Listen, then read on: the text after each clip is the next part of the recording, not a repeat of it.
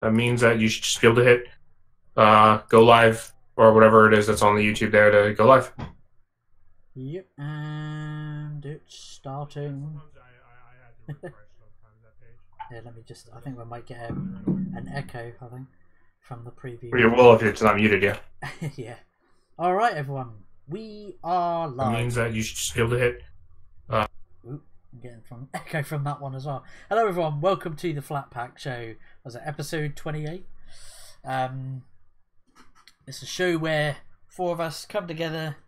We talk about awesome topics from comics, movies, games, graphic novels, you name it. I'm, of course, Flatmeister. I'm with my co-host, Switchpoint. I actually made it this time. Holy crap. You've swapped out with Nerdwaffle. Unfortunately, Nerdwaffle can't make it this time. Due to some unfortunate circumstances, yeah, he's unable to make it. Yeah. We have to apologize about that, but yeah. Oh, I haven't even opened the curtains. I know. As requested, Crumple, you are the talking 8-ball. Crumple. I didn't get. Yeah, people will see the Discord thing of Crumple's 8-ball glowing with green round it. But I didn't get the chance to. I was trying to fiddle around. Anyway, today's topic. You voted. I did a poll, and the top one was reboots and remakes.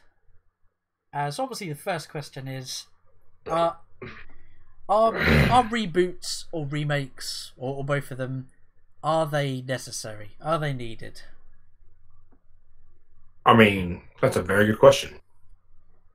I mean, like, yes, no, maybe so. That's my general view on it is probably not. Well, I mean, like, you know.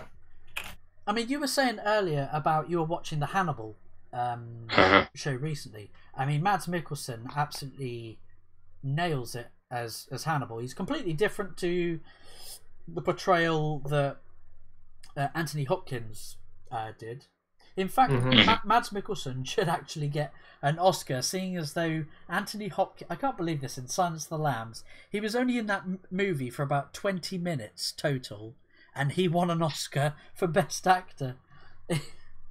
Yeah, a lot of things about that movie changed movies as a thing, though. So it was well deserved. It was iconic. But I think watching it back, and I said this to a friend, had to text him. I was like, I think the point in the middle of the first series where Hannibal he's manipulating about 6 or 7 different people, and he's displaying to them like different parts of, like, they're all aware that he knows a certain amount about things. You know, none of them know that he's a serial killer, and they are aware of certain aspects of his personality, and the way Mads Mikkelsen performs each of those as layers on top of each other as an actor, it just blew my mind, because you can see him calculating all the different things he's got to keep track of, but he's calculating it in character. It's not like, he doesn't look like he's acting, you know? He looks like a real person who's acting to others. It's quite amazing, really. That franchise really has been quite a magnet for talented people, I think. I didn't like Hannibal, the movie with Gary Oldman and Julianne Moore in it, but I did appreciate what they were. You know, there were good bits about it, but I thought they missed the mark wildly with that. But yeah, no, I don't think reboots generally are. As a general rule, I would say they're not necessary. That was an exception, but that show was exceptional in pretty much every department.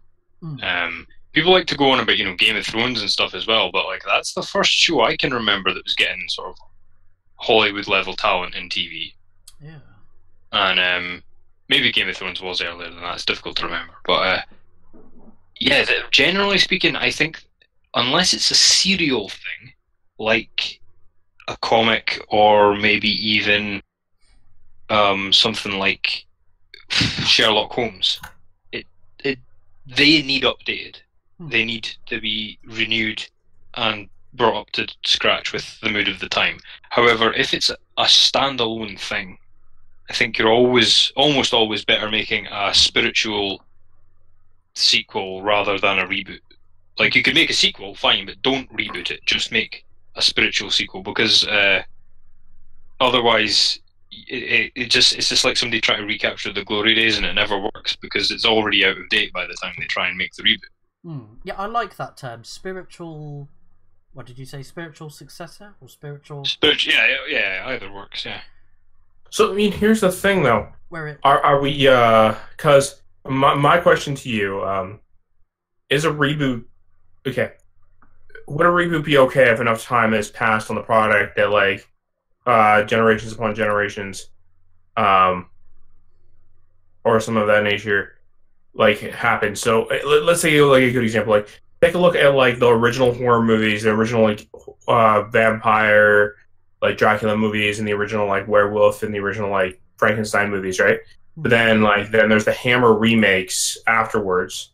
There's even the Universal remakes, and, like, each of them kind of spans in different generations, and people would, like, argue that the Hammer or, like, the Universal ones are still some of the best ones, even though they weren't the first ones, you know. And that is technically a reboot, you know. Yeah. I think that, again, in itself, it doesn't work. I mean, they're already stale by the time they come out, because Dracula, I know people like the Christopher Lee one and they like the Gary Oldman one, but it's out of, it's quite amazing you mentioned Dracula, because I was saving this for later, but I'll deploy it now. In my opinion, Hannibal is the modern Dracula. Hannibal is the sequel to Dracula. The parallels, I think that's the thing that Mads Mikkelsen worked out, is he said Satan, but I think if you look at the performance, Dracula is more apparent, although Dracula and Satan are very similar anyway. But you know, the double life, it's not really, is he really a person? He's, like, incomplete in some sense. And the sort of puppeteering of people. Yeah, and sort of charming, and his foreign charisma. as well. His charisma, yeah, foreign. His like, charisma. deliberately foreign, because Dracula was made foreign to be both threatening and exotic, and that's why they wanted Mads Mikkelsen, because they wanted a European actor. They didn't want, like, a French dude, and they didn't want, like, just a randomly foreign person. They wanted somebody who would come across as sophisticated but yet threatening because of that sort of foreignness. Because I mean, I first heard of Mads Mikkelsen when he was in Casino Royale. I wish he got more screen time in that. I mean, like, because, okay, my stance is a little different, and on this regards, because, like, I think that, well, I understand what you're trying to say. Like, reboots can get stale, and I agree. Reboots do get stale, and even remakes get stale, and a reimagining, or whatever you want to call the damn thing. They do get stale. But it's one of those things, like, I'm okay with it as long as, like, as an example of, if, like, enough time has passed that it's like, okay, so, like, The Man from U.N.C.L.E. is technically a reboot of the original, like, TV series way back from, like, the 1960s, right? I think The Man from U.N.C.L.E., though, is a really amazing movie. And standalone, yeah, technically, I mean, in my opinion, it probably stand alone well on its own and not actually be called The Man from U.N.C.L.E., but it's one of those scenarios that I'll accept it as a reboot because it's been so long since The Man from U.N.C.L.E.'s been on TV that, like, I think the franchise coming back in this way makes sense. I mean, yeah, that's an interesting sort of jumble of concepts, because I agree, I loved that movie, but I'd never been exposed to the TV series. I didn't even know it was a TV series until my dad told me about it. And my issue with kind of the point you're bringing to my attention is that the original series was serious. It wasn't a comedy. But The Man from U.N.C.L.E., the modern one, it's like a parody almost. It's a good one, and it has serious moments, and it's still touching in places, but it's basically a comedy. And it's also so different to the original series in so many ways that if it had been its own thing, nobody would have stopped and gone, hey, hang on a minute, this is The Man from U.N.C.L.E. Nobody would have done that, in my opinion. And so that's the issue that I have with when I say like spiritual successors. I'm not saying it never work, but like that's what I'm saying is like it's as a general rule of thumb, it really shouldn't be done. And I mean, if you look at that Dracula Untold, which I actually quite liked, that was a new story about Dracula. I mean, the clues in the name. It wasn't a remake of the Dracula myth, although it ended up being such a good film that I wouldn't have minded if they'd taken on a crack at the Dracula myth in a modern setting. But yeah, Dracula is specific to a place and time for a reason. Bram Stoker was very meticulous about that, and so when you take something like the aforementioned Hannibal, it takes the dynamics and the themes of that, but and the way that people behave, but it completely alters all the superficial details and the setting. I understand what you're saying. It's still like a creepy dude comes to the West and tries to fuck with people. It's just everything else is different. Like, I understand exactly what you're saying, and I completely I completely sympathetic to that aspect of where you're coming from. I think for me, I'm more like along the lines of there are some aspects that I'm like thinking of here. Like, okay, I seen the original Get Smart TV series. I didn't watch all of it, but I did see the original Get Smart TV series, right? So let's say the new Get Smart movie, the one with Steve Carell, I thought was actually a fairly good. I guess you could argue is a continuation or like a reboot or whatever you want to argue it as, but like it is like that is in my point like definitely gets the spirit of it quite nicely. And I've actually checked with my uncle who was a fan of the original TV series as well, and he watched all of it. It's one of the things like it's like if it's one of the things he said if the box set was not crazy expensive, he'd buy it kind of thing, and then buy the movie. He said because he really liked the movie too. So. Like, what's your thoughts on something of that nature, where it's like it's more of a kind of a continuation rather than like an actual. Yeah, it's sort of a picking up. Yeah, I don't mind sequels in that regard. Just sort of picking up where it left off, kind of thing. Yeah. So yeah, it's not really a remake or reboot as such. But Wayward Nerds. Also, for anyone who has not seen Get Smart, I recommend watching Get Smart. It's a good movie. Yeah, that's a really funny. Is that where he is like a clumsy spy, isn't he? He goes through that doorway. It's like American Mr. Bean, basically. Yeah, it really is. It's American Mr. Bean. And, like, imagine like a Mr. Bean like comedy, like a Mr. Bean but he's a spy. He's supposed to be a spy, right? Yeah. It's like a bumbling kind of Mr. Bean style spy. So he goes through one of those string doorways with the beads that are on those strings. I can't remember what they're called. And literally all the beads just come falling off the strings. He's like, shit, shh. Or like in the TV series, they had like very similar things too. Like there'd be points in the TV series where he'd reach for his gun, and for whatever reason, like the lock pin would fall out of the gun, and like it would like break apart, and he'd be like. I think the thing is though, right, that. With comedies, do we really care? I mean, they're in their very nature not serious stories. So, like, who gives a shit if they're rebooted? Like, I mean, if it works, fine, but it works because nobody cares. If that makes sense. Yeah. I would argue that, like, no, because even a comedy can like have its lore. Like, even Get Smart had its lore of like this person who was an actual agent who actually did work within the ranks, right? Like there were, while there was like mostly the comedy, there was an ongoing story even in the old TV show, right? So I mean, I see what you're saying. Like I'm not arguing that like that it shouldn't happen. I'm saying like how many reboots of the Spider-Man cartoon have there been? You know what I mean? Like some good, some bad, right? Now, yeah, the serials like that I think occupy a different category. Like I said, although Spider-Man's just had far too many, regardless of that. But the issue I take is that if you have something like RoboCop, I think we've mentioned in a stream before. RoboCop, the remake of that, was so unnecessary because RoboCop has been remade. It's just not been remade as RoboCop. It had such a huge effect on cinema. The story of RoboCop has been rehashed lots and lots of times, but it's never been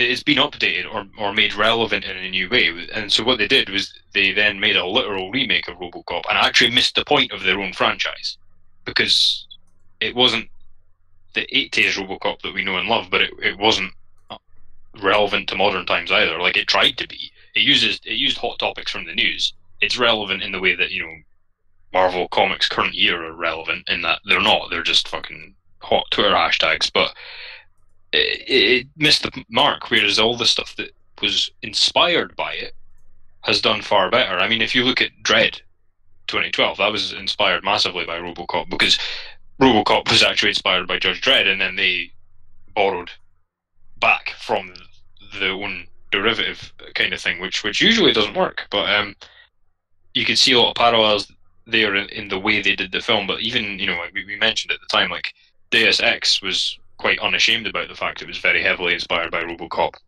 but it doesn't resemble RoboCop. It's just a few of the key story beats are the same, and the reason for that is because to make it new and to make it relevant, they have to get rid of many of the trappings. Like, I mean, even the name RoboCop is very, very dated on purpose.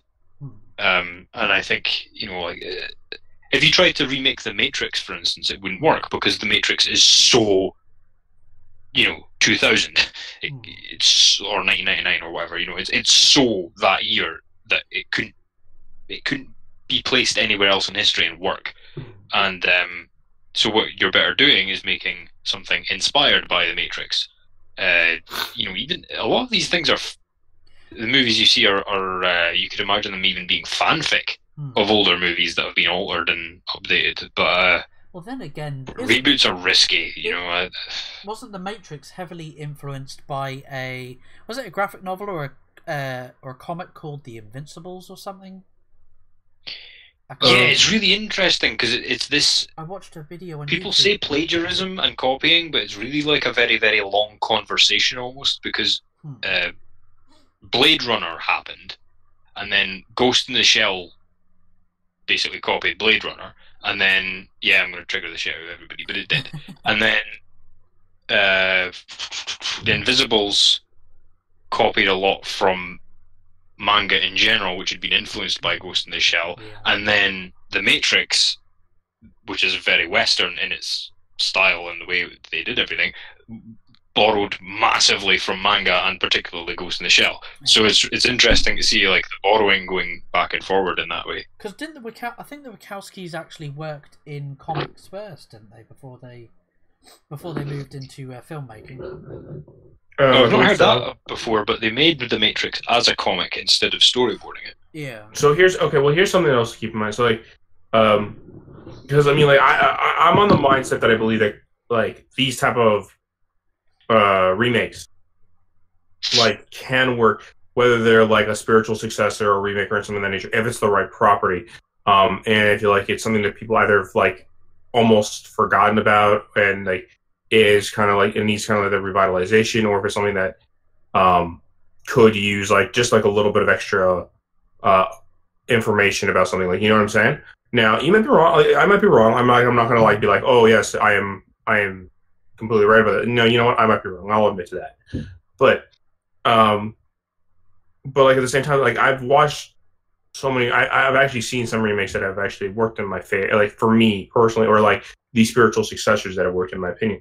But one person we actually haven't gotten any question in this regards is I actually want to know what your thoughts on this Flatmeister, because I mean, like Crumple and I are both like of a different mindset here, and I see where Crumple's coming from. I like We're too used to Chairman Flatt. We keep forgetting that he has to answer the question. Yeah, that's what I enjoy listening to you guys. See, there has been some really good remakes or reboot, or, you know, as we said, spiritual successor. That I don't mind, spiritual successors, but a lot of Hollywood, like especially within film, with Hollywood reboots and remakes, is just a cheap cash cow, and there's no actual creativity or innovation. There's no unique storytelling. They're just remaking again. Like, I mean, for instance, I saw a trailer for what's it called, Mowgli, which is basically a darker, grittier version of the Jungle Book. But we only had... well, but Disney only did... That's different. That's Andy Serkis's pet project, because he loves the book, The Jungle Book, and doesn't really care for the Disney version. And he wanted to make an adaptation of the book, because the Disney version is not really much to do with the book. So yeah, the Disney... I get your point. I just didn't want Andy Serkis to be to be trampled on. I didn't realise it was an Andy Serkis project. But it's got Christian Bale, I think, who plays... I can't even remember the fucking names of the characters. I think he plays the... Is it Bagheera? Yes, and yeah, I think Andy Serkis is Baloo. Also, they've got somebody really good as Shere Khan as well. Andy Serkis play amazing Baloo. I mean, Andy Serkis will probably do amazing no matter who he plays in that movie. And you got is it Benedict Cumberbatch that's Shere Khan? Yes, I think it is. And Kate Blanchett is the snake. Car, that's it, yeah.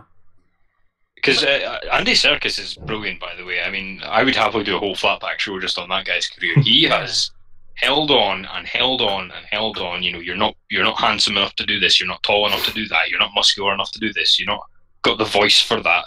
And he's done all these little brilliant character roles in live action, like just little ones, but brilliant ones.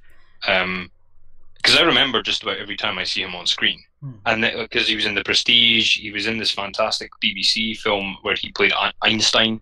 Yeah. And then but he's been secretly building this Justice League of mocap actors who really like doing mocap actors, but are also in the A-list. Well, in this Mowgli movie, they seem to have facial captured the actors. It's weird. The animals look slightly like they've got a slightly human look to their face as well, despite them being CGI animals. Well, I mean, they did that with the Disney live action Jungle Book. I mean, you had what's the British bald actor who was Trevor Slattery in Iron Man 3. Oh, come on.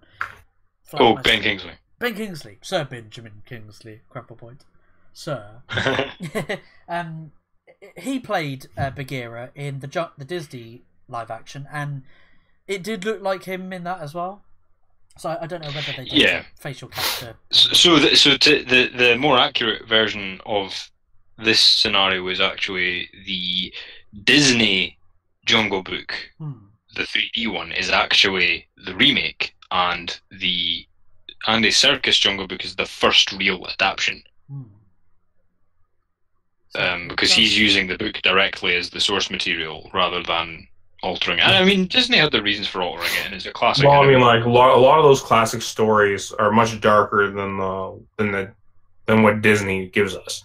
So Rudyard Kipling was not a cheery fellow. I mean, he was his son died in World War I, and that basically destroyed his mental state for the rest of his life. I don't know if he wrote Jungle Book before or after that, but I think even before that he was a bit grim.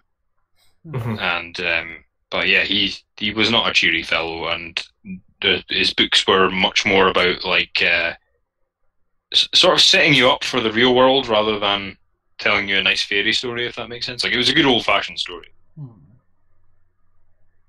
But Scarlet Dust says, Tim Burton's reboot of Alice in Wonderland, need I say more? From a complete wacky source material to a twisted war story. What's people's opinion on Tim Burton's? I didn't mind it. He's really got an eye for the sort of creepy, gothic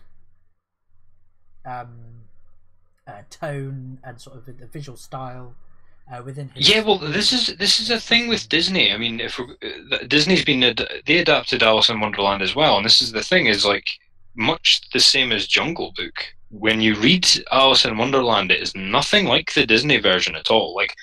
The events all... Even the Tim Burton version is actually nothing like the book at all either. No, but I think he captured the feeling of just fucking weirdness and discomfort that the book gives you when you're reading it. I'd argue. The Disney film didn't. It was all I mean, I would argue, because I feel so. Here's my point of view. I would argue that it probably does. That his maybe to some degree does, but to some degree doesn't for me. I'm a big fan of the Alice in Wonderland novels. I actually and the Through the Looking Glass, and I own them. And I even like bought the Alice in Wonderland, the Blu-ray edition when the movie came out. I've read even like some graphic novels of Alice in Wonderland, and like it's one of those universes that I really like, just because of how wacky and ridiculous it is. And I think like with Tim Burton is too much. It's too much trying to add like the dark elements to it when in reality, from the books that I've read and from like what I've looked into, it's not about like while the darkness works for it, and I do like it when it's done properly. It's the problem that Tim Burton's one bothers that I feel is missing is that like level of ridiculousness. That's part of like it's the fact that like your sense of what reality is should not like is thrown out the window when you're in Wonderland or through the looking glass. Because when you're there, it's like it's not up is down or up is up, or it's up will be what it wants to be because it's 5 o'clock. Did you play? I was going to ask, have any of you played American McGee's Alice games? No, I've never heard of it. Oh, I have. Those are great games. It's published by EA, and he's looking to crowdfund to work on the third game. He's called American McGee. Is the lead developer / that's his studio, I think. I'm trying to remember what was it. It was called Alice Madness Returns. Was the one that was on? That's the sequel. Yeah, that was the sequel. I think if you get it on the 360. You it comes with a code. Actually, no, sorry. You can download the first game for free if you buy. I think it's free on the marketplace. It might actually be backwards compatible as well. Crumple Point on Xbox One, I think. But yeah, I prefer beating the shit out of Mad Hatter and Batman Arkham. But in Alice Madness Returns, the level design is a lot like Switchpoint was saying. Up isn't just up; it's just absolutely crazy, isn't it? Exactly, and the American McGee is actually how the horror aspect is probably done the best, in my opinion. That and there was a graphic novel series I read. I can't remember who it's by, but like they definitely infuse the horror element properly into it, because the horror element is the reason that it's horror is because of like where Alice's psyche is at this time, right? So if Alice's psyche is not within horror, the universe of like Wonderland is not within horror, because it's kind of like a weird level of like Alice's psyche and Wonderland are almost linked. And then part of it is there's the up is not up is not down, up is not left or right, up is whatever it wants to be, because again, like I said, it's 5 o'clock and up has decided, hey, what up? I'm here. Right? See, the thing that Wonderland has, not in its favour, the first one, is I don't think it was really that coherent. Like, people discuss it to this day, trying to work out what the meaning was, and I think it's just like because it's a bit of a mess, and tonally, neither of them's wrong. Like, the Disney version isn't wrong, and neither is the Burton version. But I thought Through the Looking Glass was much more storyish to me. I preferred it a lot. Like, I had a lot of I preferred the lines in it. I think Alice in Wonderland is very, very quotable, but as far as actually like cool shit happening, I thought Through the Looking Glass was a bit better. Like just stuff like if you wake up the King of Hearts, or is it the White King? I can't remember.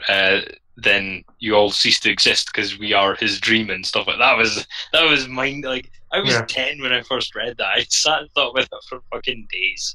Like, I absolutely love Through the Looking Glass. I love Wonderland as well, but I think I have a slight favoritism for the sequel. So there's a situation where sequels can be as good as the original.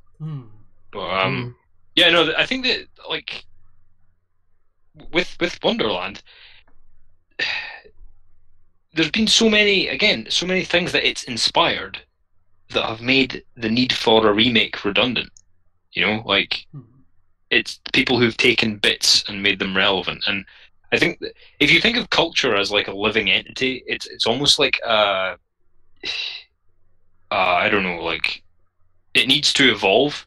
And whenever you do a reboot, you're stopping it evolving and putting it on life support. And it's like it needs to transform, it needs to die and be reborn again.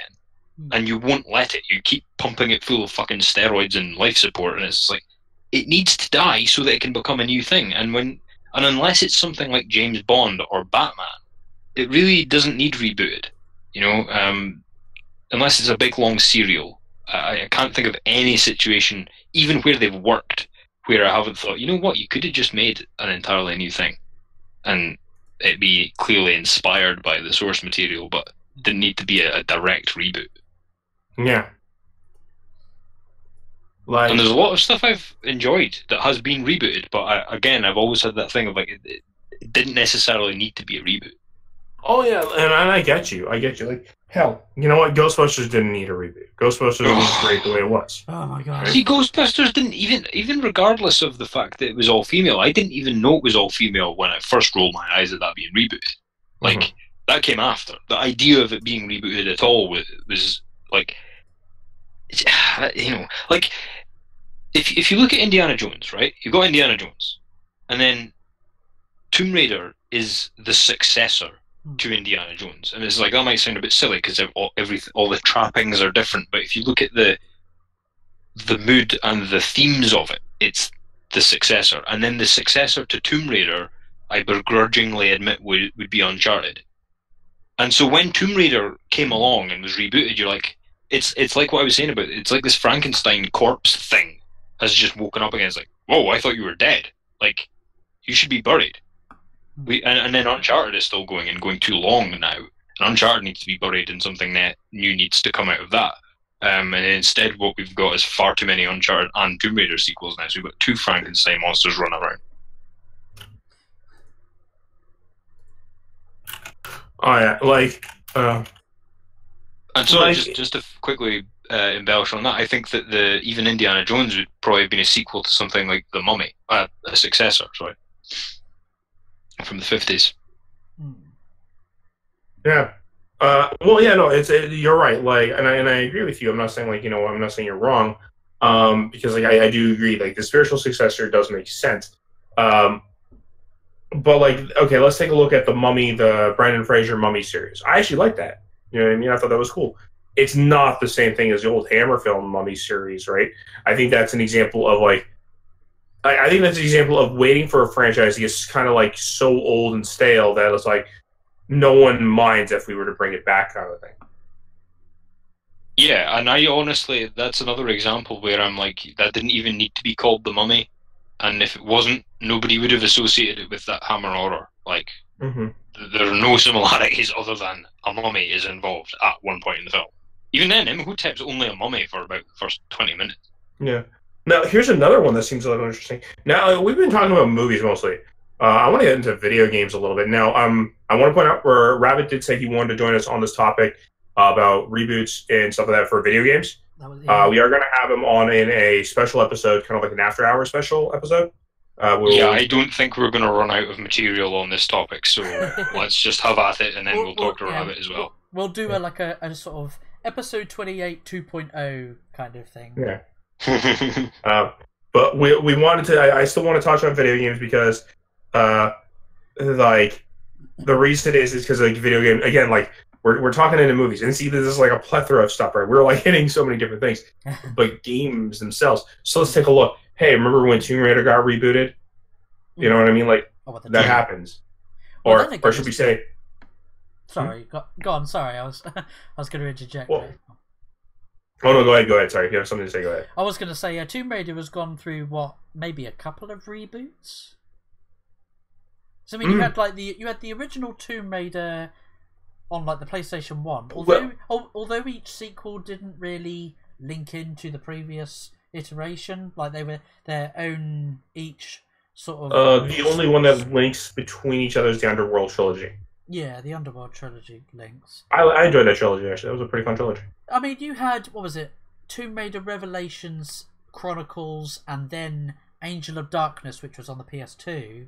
Those three games link together? Because I think at the end of Revelations, spoilers here, I think she gets buried she gets trapped in a tomb, doesn't she? It ends with her. Yeah, they kind of had that, like, the Werner von Croy trilogy. Yeah. I mean, the games don't connect other than like each one takes place like right after the previous one. That's it, because if you go to her mansion in each game, you see the artifact from the previous game sort of displayed proudly in like a glass cabinet or something. It's like, oh look, here's the dagger of Xiang, pulled out of the dragon's chest.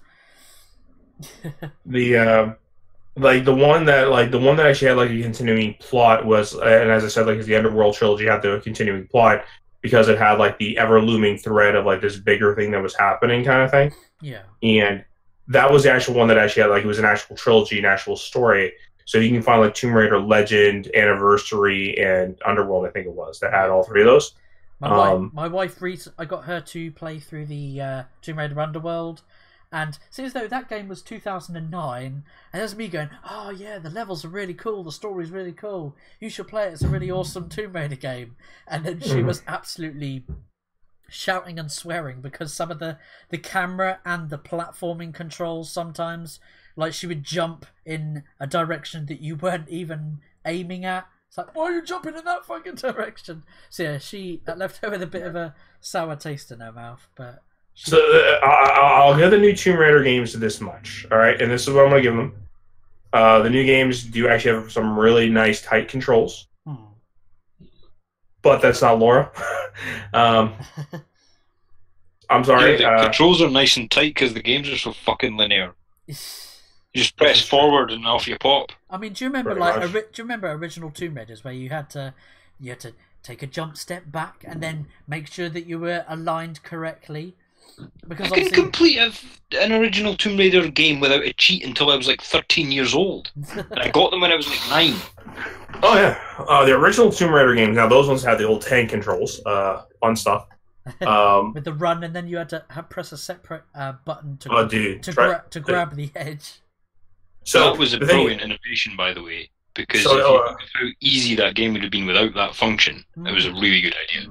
Yeah. Go on, well, you think that's okay? So you think that's bad? Here, let me bring up the argument of. So I like the tank controls are crazy, but try playing it on PC. Oh no! Oh god! Like, so this is back before controller support was a thing on that game. No, you can keep that one to yourself. I'm fine. Yeah, controller support still isn't on that game. You can emulate it to make sure it works with the controller, but I think that the original Tomb Raider, the first like 3 at least, controller support, like you're gonna have to find some creative ways.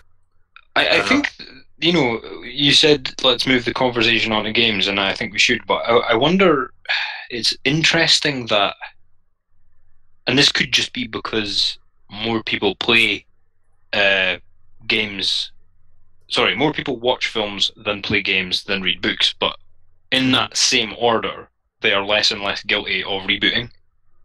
Because, like, I hate it when novelists will do, like, you know, was Anthony Horowitz writing as Ian Fleming for the new James Bond book, and it's just like, what the hell? Get out of town. But that doesn't happen very often, and it's usually because of a film that happens.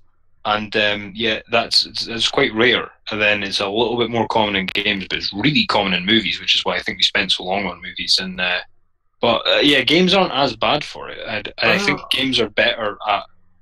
I mean, moving to a different studio and then just making a new game that's based roughly on an older one. I mean, take for instance, BioShock is actually a what was that term you bloody said again? Spiritual successor to System Shock, which is a game that I've heard so much about. It's apparently like a cult classic video game. But BioShock Infinite, but you could argue that BioShock Infinite is a retelling or a remake of the first BioShock. You know what I'm saying? Because like that original, like the new BioShock, like BioShock Infinite, does have like the alternate timeline theory at the end. Spoilers for anyone who hasn't played the game. I'm supposed to say spoilers first. Screw that noise. I mean, it's literally been over 5 years. If you haven't played that game, it's literally been over 5 years. If you've not played the game by now, that's on you. It came out 2013, yeah. So, Brendan so like in that in that game, that alternate reality, like that twist is that like it's a different storyline, it's a different thing, and it's like it's a what if kind of thing.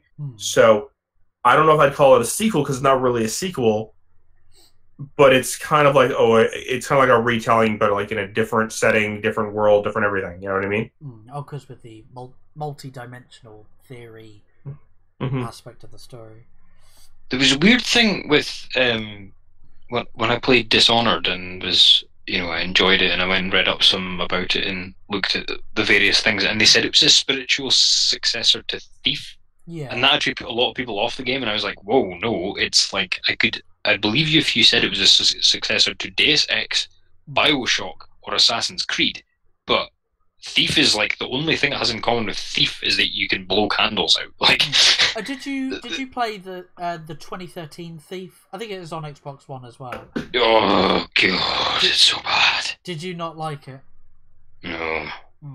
I'll be honest, I didn't really think all that much of the original Thief games. I know people love them, but I just kind of felt I was more pissing about with the AI than actually being immersed in the world. Yeah.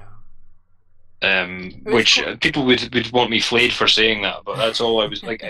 Splinter Cell, I'm imagining, being a ninja, and Hitman, I'm imagining being an assassin. Thief, I'm imagining what the AI is going to do next, so that I can manipulate it to my own ends. Like Dishonored, it was so, with all the stealth mechanics, the blink ability, that you have to be really on the ball because the AI. Can really detect you. Really, they're not as predictable as the AI patrol patterns and such that there was with Thief. I felt with Dishonored, you. Well, no, but that was the thing. Is like with Dishonored, they claimed it was a spiritual successor to Thief, and it really wasn't in any way that I could detect. And then so that totally backfired on them because it was a spiritual successor to something, but it wasn't Thief. Yeah.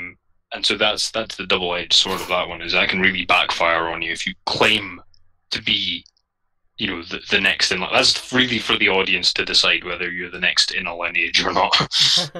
See, I felt Dishonored was more in sort of similarities with Bioshock, with the definitely, where you've got special abilities in one hand and you're firing weapons from another, but it was a lot more fast-paced and more stealthy than Bioshock 1. Yeah. I mean, and then you've got like. Sorry, go ahead, Switch. Oh no, I was just gonna say. I mean, like, these are good examples of games that try to be similar to an existing game. So spiritual successors, like recently, there's actually a thing I've noticed that's been happening a lot. Take a look at Shovel Knight, which is kind of like trying to revitalize the old side scroller kind of thing, right? Yeah.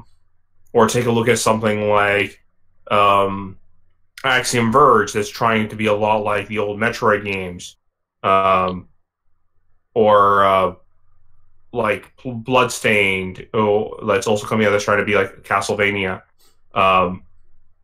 and even something like Hat in Time, which is like trying to be like Mario, like the old like the 3D platformer Mario games, right? These are kind of like spiritual successors, but at the same time doing their own thing. Yeah. Right? Yeah, and that's the way to do it, because you need to reinvent yourself to become relevant. And if you're rebooting something, you're not really doing that, in my opinion, unless people are used to it being around forever. Mario, for instance, I wouldn't say it could benefit from a reboot, but Mario has been being published continuously for 20 years, 30 years. So I think if they were to reboot, people would be forgiving of that much in the same way, like I said, a superhero. Everything okay? Yeah.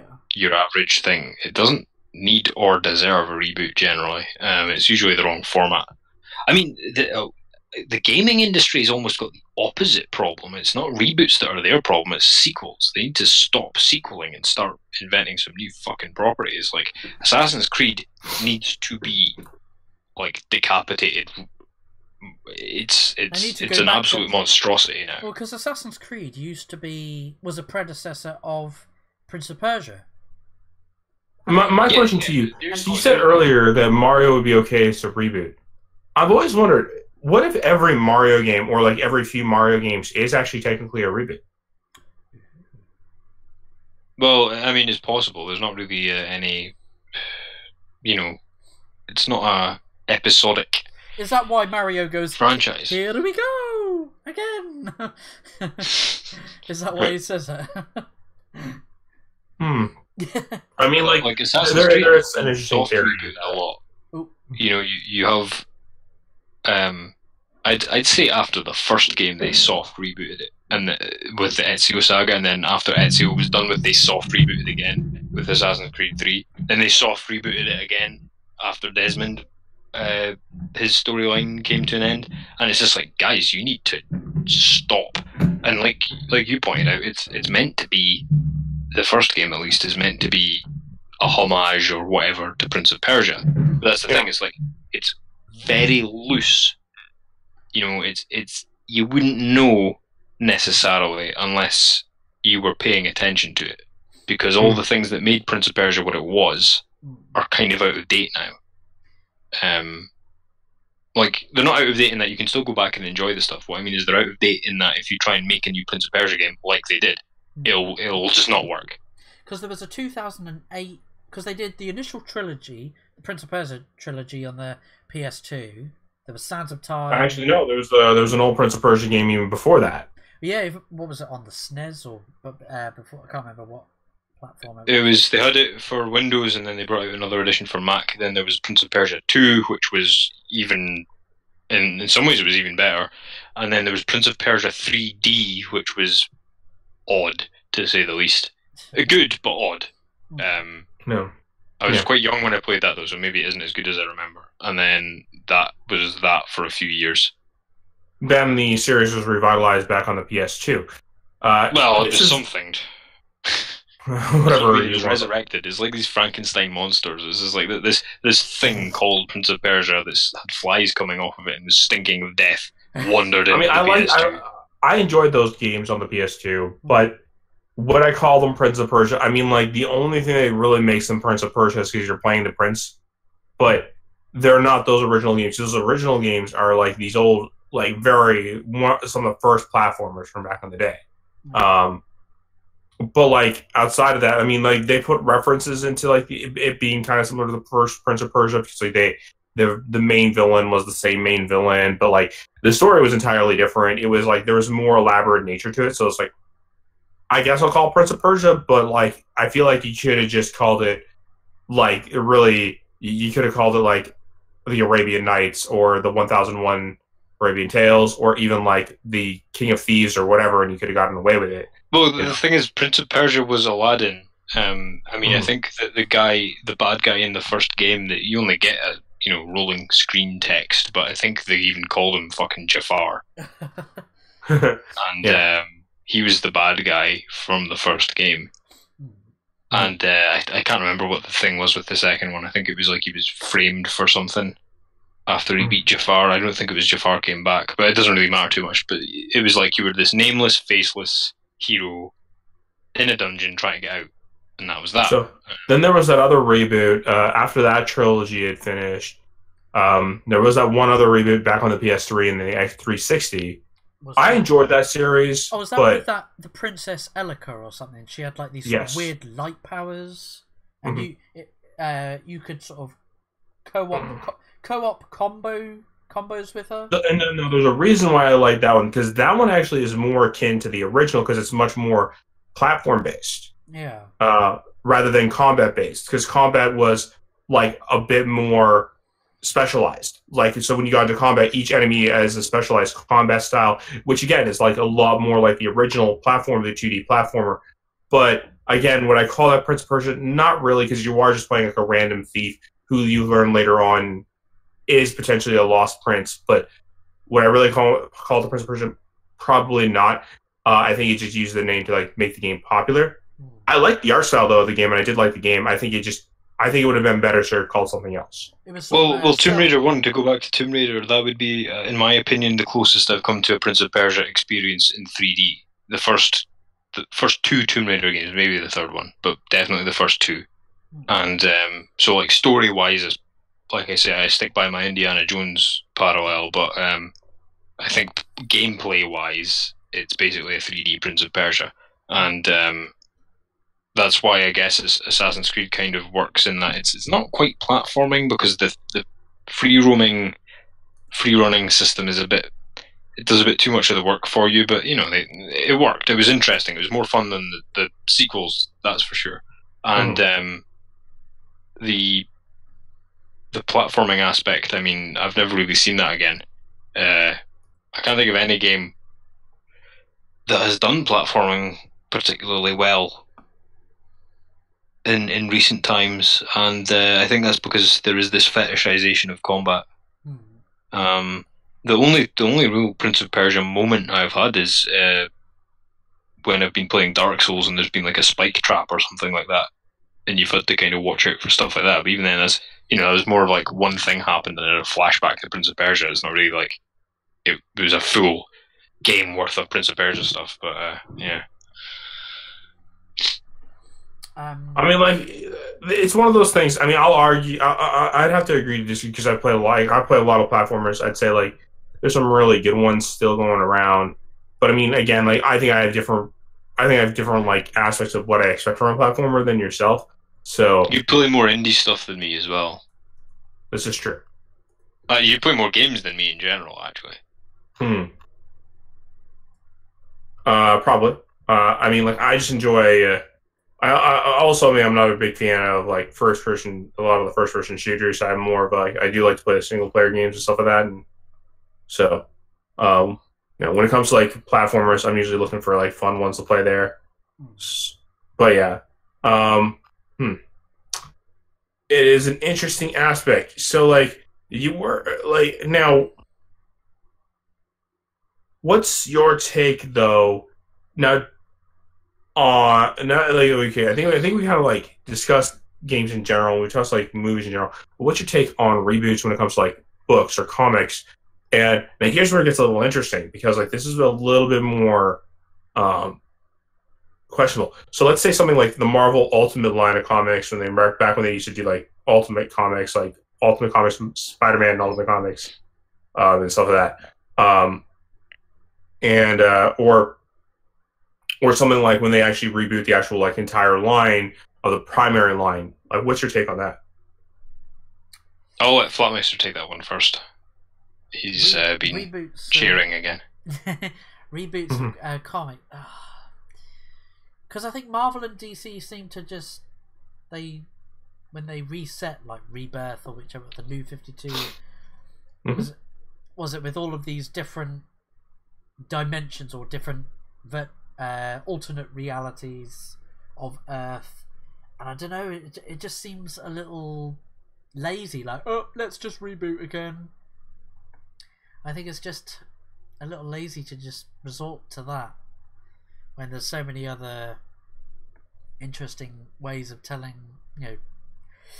sorry, I got the hiccups, tell some interesting, different stories rather than just resorting to rebooting the universe because so and so villain has blown up the world and it's destroyed that particular universe. Now we're gonna go over to this that's why I thought. No worries. What about you? I'm gonna let you. I'm gonna see what Flatt has to say about this actually, though. Or not Flatt. Sorry. What Crumple has to say about this now.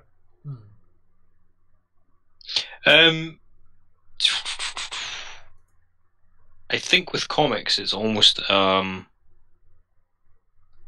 it's a much more integral part of the medium than in other things. So, like, I'll tackle novels first, head on, because I think the answer with that is no, never should you reboot a novel. I just think that's absolutely stupid. Comics are interesting in that partly because of the direct market and just partly because these heroes are not even the heroes, just everything in comics is so regular and long running that it's almost an essential thing. So it's more about how you use it rather than if you should, because I think you have to use it.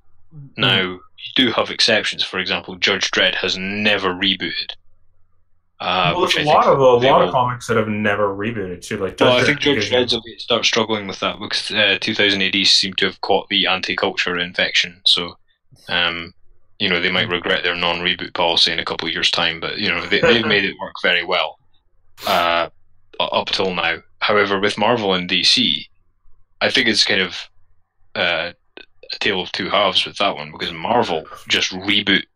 I think they must have some kind of bet going that, like, whenever somebody has a nosebleed in the office, they just reboot the fucking line. It's absolutely ridiculous. Whereas DC, I admire the way they do it because they seem to keep an eye on when their continuity is becoming too cluttered, and they use an event and a reboot to streamline it again. That's my take on it because people bitched a lot about the New 52 and people bitched a lot about Rebirth. I think they were both good things.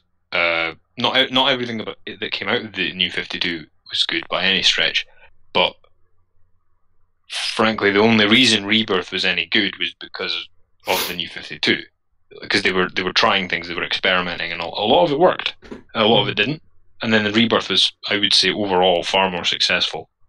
And even then, it was more of a soft reboot. I mean, they've kept the numbering and everything as well. But no, I think that DC used the reboots to streamline their continuity, whereas Marvel used the reboots as a kind of a tap out, in wrestling. They're in pain and they're struggling and they can't get out of the situation, so they just tap out by rebooting. I'm inclined to believe you in this regard because I mean, like, you're not far off from what I'm seeing here, like in regards to DC kind of like saying, okay, things are still getting a little too convoluted, or things are getting a little too messy, and we've kind of backed ourselves in a corner. Let's do a soft reboot of some sort, and it's not usually like a full on reboot. It's usually used like creating like a jump on point to kind of like by having an event that kind of like does like a slight jump on point, so that things are a little less cluttered, a little more free flowing. Now. Whereas with Marvel, I think you're right currently, and this is the current market, where with Marvel is just kind of, it seems to be stuck in this weird aspect of, hey man, we're not really sure what we want to do. So, and everything doesn't seem to be working. Let's just constantly reboot, and let's try it again. Let's try it again. Let's try it again. And it's like, but guys, you can't just keep trying the same thing over and over again. Like, you have to try something different, and then there's something with later on of like that comes in with like the indie comics. So when we were talking about comics that don't reboot, this is the best one. Like, indie comics are great for that because like indie comics come in, tell their story, and they're done. Right? Yeah. But there is a twist. Some indie comics have done kind of a reboot. A good example is, I've mentioned it before, this comic called Invincible actually has a volume, or an issue, I should say, like a few issues, sorry, that discuss a reboot and do they do a reboot. Now, I'm not going to spoil it for you, but like they do a reboot of the series at a certain issue. Because of that, like, now, I want to point out, like, it doesn't actually, like, follow through on the reboot, but there's a reason for it and it makes sense. And it kind of, like, in a weird sense, is kind of, what if the character is, like, almost aware of their reboot happening? Right? It's, like, almost a very meta story. And I highly recommend, like, if you're going to read this series, you have to, like, read the entire series and then read that issue if you do get to it.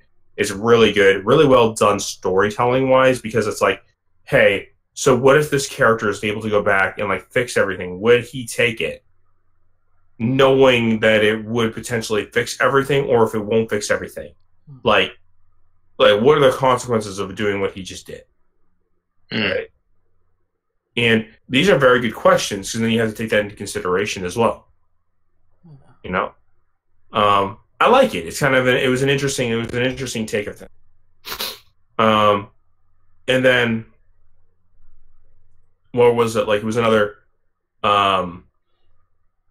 But like another thing is that I also like seeing is when comic book lines do a alternate take or a side story thing. So like this is kind of like why like back in the day Marvel had like the Ultimate Comics line. That's why I mentioned like Ultimate Spider-Man and Ultimate X-Men and the Ultimates instead of the Avengers that they were called in that line.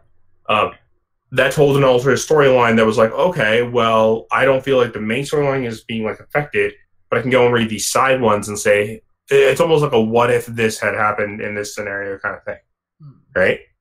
And another good example of that is also like when DC had their Elseworlds line, or when DC does like the occasional like side story again, like White Knight, whether you like it or not. At least tells it doesn't affect the main storyline, so it's allowed to be a little bit more free and try something different. You know what I mean? Yeah. And I think those are all like good examples of that.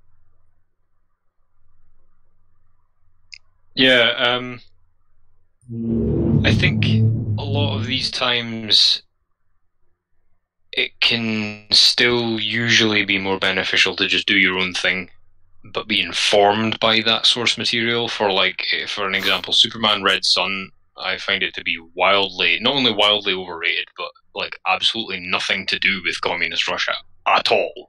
It was a decent comic. It was a decent story. It was in fact, it was very good. But like, it's in a lot of people's top fives, and that does mystify me. Especially given how little of it is to do with Soviet Russia. Meanwhile, you've got the Wintermen over at Wildstorm that actually took the concept of what if Superman had landed in Russia instead. He's not called Superman, but it's it's him, and they did their own version, but they made it sure that it was informed massively by Russia, Russian politics, the Russian history, all that, and ended up with a much more interesting and satisfying story as a result. But they didn't need to be under the DC banner, and they didn't need to use literal Superman to do it. White Knight type stuff, that's a different case, because you need Batman to tell that story. You need the Joker. That doesn't work if you just pick random vigilante man. So it has its place. But I would like both your take on, does it matter who owns the property, whether it's the reboot is justifiable or not? Because in my opinion, if a character is owned by a massive syndicate or company, I can forgive a reboot. I can understand a reboot. You know, like films, the characters are owned by lots of people at once. But with something like, say, Spawn, or, you know, even when he was alive, James Bond by Ian Fleming, things like that, if Todd McFarlane, or even Mike Mignola with Hellboy, if he was to turn around and say, you know what, I'm rebooting it, all that stuff that happened didn't happen and I'm starting again, that kind of makes me lose respect for him and the stories he told. You know, I don't know what you guys think. I'm inclined to agree. I think there's pros and cons to a big company owning. I can agree with the pro. I can agree with you, Crumple, that it sometimes seems, you know, like the right thing to do to reboot, you know, start a fresh slate. But then there's the con, which is some companies treat some of their franchises a bit like a cash cow and reboot it purely for the sake of it. I mean, take a look at Sony and how they've treated the Spider-Man movies. You mean brutalized Spider-Man? Yeah, they've brutalized it.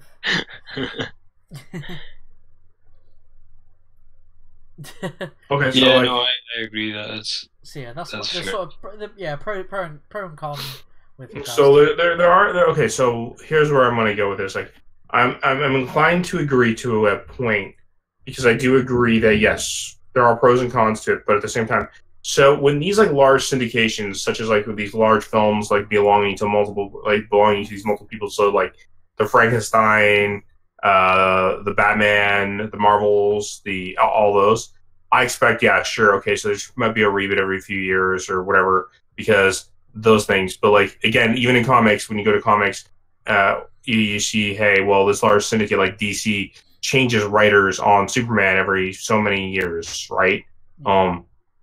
Or they'll change writers on Batman every so many years. Again, like Marvel changing writers on Captain America every so many years. I expect those characters, like, yeah, they might consider that every time the writer changes, they might consider that like, well, this is kind of like this writer's version or interpretation. So it's almost like a soft reboot in that sense, right? Some people like to consider it that way. Yeah. And then, so I can't really argue that, right? Because like you are right that is something that, because that's happening, it is a bit more forgivable, because like you can argue that, well, this is this person's take kind of thing, right? Now with something kind of like a little bit more indie, so like you said, Spawn, which belongs to Todd McFarlane is taking control of it. Or even with 2000 AD, or even with something like Invincible, even something like The Walking Dead. I can go on. There's like a tons of list of books, but you know what I'm talking about. Like all these like stories that belong to a specific person, and this person makes the decisions of how they write their own story. Yeah, it is a little bit more unforgivable to have a reboot in those arcs, because, I mean, you're not changing writer. You're not going away from it. This is your story. If your idea is that you're already backed in the corner, why not finish the story instead of rebooting it? You know? Yeah, exactly. Like, I think that it's almost. I think that's why you never really see it. The more creative control somebody has over their own property, they will just. They'll do a variation on a theme. So, like, you know, you'll do Michael Moorcock, for example, when he did the Elric series, but he wanted to take the character of Elric but put him in different situations, and he's like, well, I don't want to make a knockoff of my own character, but I don't want to reboot either, obviously. And then he came up with the concept of the multiverse. He was the first person to really do that, and he put Elric in a parallel universe. Mm-hmm. You know, some of them were modern, some of them were just very, very subtly different versions of the same universe that he was originally from. And then he explained it that Elric is like this anchor point for continuity in the multiverse, kind of like, you know, Earth Prime is in the DC universe. Yeah. And I think that works a lot better if you're desperate to tell a similar but different story. Do something like that. But a reboot, I think, if you have the sole creative control over something and you reboot it, you're almost diminishing all the work you did, which is why you never really see it. Like, can anybody imagine George R.R. Martin rebooting Game of Thrones? I think not. But when it's a big company and many people come and go and work on it, and to some extent the characters are shared. Like, you know, Daredevil, nobody really owns Daredevil, but everybody knows him. You know, he's just like, we've all got a little piece of Daredevil ourselves. So when a writer comes on, he can only express his piece of that, you know, and so that's why you can reboot Daredevil quite a fair number of times and nobody really minds. Yeah. But if you were to reboot Spawn, not so much now, because a lot of people have worked on Spawn since McFarlane left, but you know what I mean, like, just take it for the sake of argument. If you were to reboot Spawn, you'd be like, well, what were you doing for the last 10 years if you wanted to reboot it now? I mean, we've got Jay in the chat saying some remakes do more damage to the die-hard, no pun intended, franchises than good. Yeah. See, that's funny he mentions Die Hard, because I don't know if anybody's seen Happy on Sci-Fi. Is it based off the Grant Morrison thing? I think it's on Netflix. Oh, yeah. I think it's on Netflix as well, isn't it? Yeah, that's where I caught it. And I said when I was watching that it's almost like Die Hard for the modern era. Like, he's John McClane in that he's the unkillable, slightly unhinged cop. But Die Hard was shocking at the time, and it isn't now, because it's quite standard now. So they were like, well, how do we shock people now? And it's, well, they fucking found a way, you know. It's different in that he's got, you know, to save the girl, and you've got the imaginary friend and all that. That is very different. But I think, like, the core of that character is basically Die Hard. Sort of semi-ordinary man, but very competent, becomes killing machine sort of thing.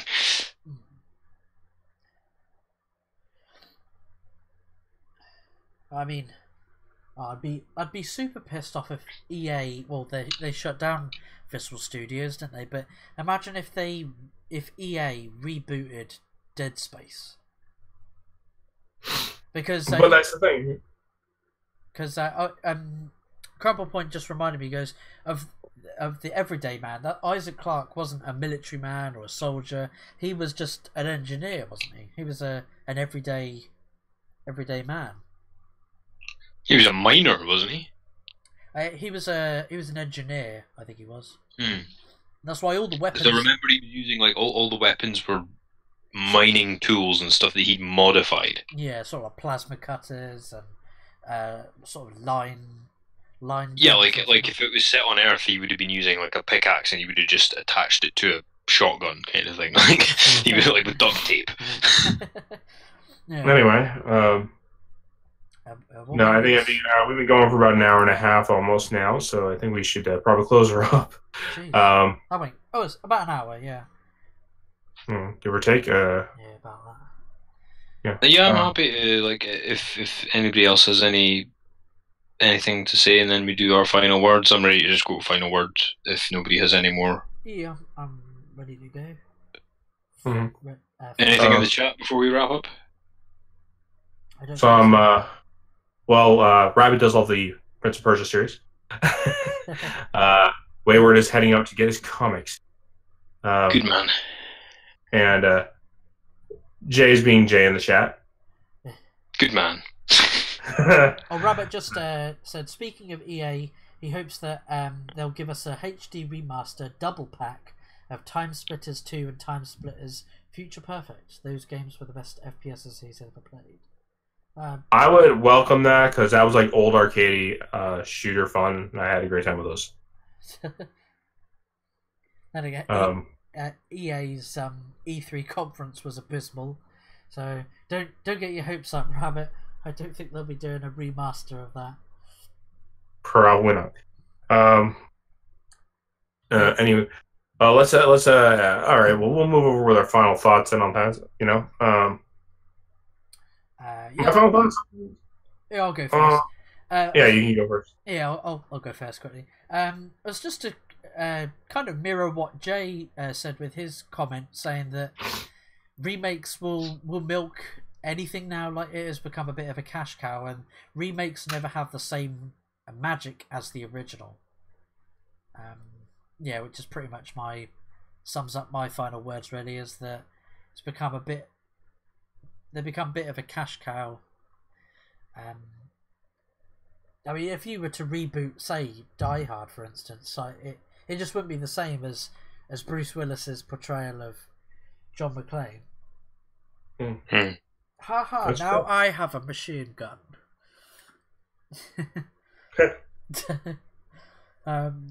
Crumple, if you wanted to go, man. My final word on this is kind of similar to my one about the monsters, in that just with reboots and remakes, you've already lost by the time you finish the thing, because there's a place and time for that. You look across culture, and you've got very similar stories being told in different ways. Like, you've got Frankenstein became iRobot. It's the same story, but it's completely different. But it's also when you burn down everything and leave just the core, that's what you've got. They even make a joke about that in iRobot. And then you've got things like I say Gears of War. In many ways, the first trilogy anyway was the almost Lord of the Rings of the modern era in some ways, because it took all the themes, the mood. If you take those things, and then the moral of the story, obviously, if you take those things and then reform them, it doesn't just have to be as basic as that. You can take story beats, you can take elements, you can even take aesthetics and apply them.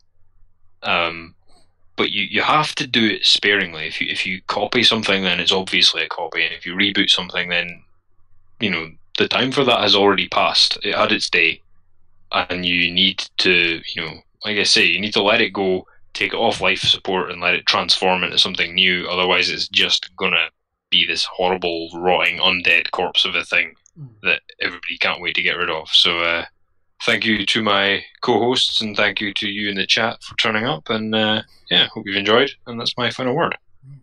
Cool. And you switch. I know I usually leave Crumple Point till last, but switching it. Well, you wanted to change things up. I understand. I want to switch things up. The floor's yours, Switch.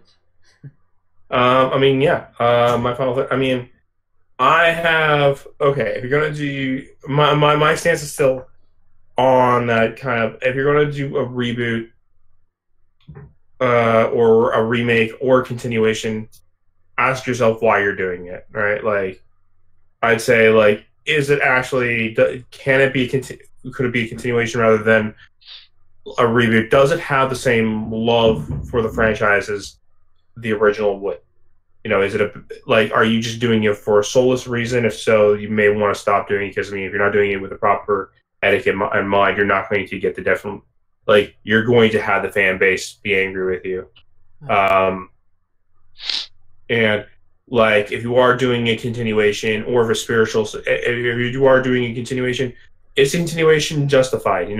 Can you actually do a continuation and does it feel natural? If you are, ask yourself, hey, would a spiritual successor be a better option? Can I do my own thing and just kind of make it somewhat similar to what already exists and make it stand out my own way kind of thing? And that is maybe the better option. You have to ask yourself, I think these questions are what's important before even moving forward with this project, because that's what's going to make you understand, what is the better option for you as a creator. Yeah. Well said. Yeah, well said. Obviously, Nerd Waffle isn't here, but he's here in spirit. But we'll have to. He got a little. He got burnt. That's what happened. Yeah. He stayed in he was in the toaster a little too long. All right. Well, I want to give a big thank you to you three for your dedication to the show. You are fantastic co-hosts. So, and everyone at home watching as well, really appreciate your undying support, tuning into the Flat Pack Show.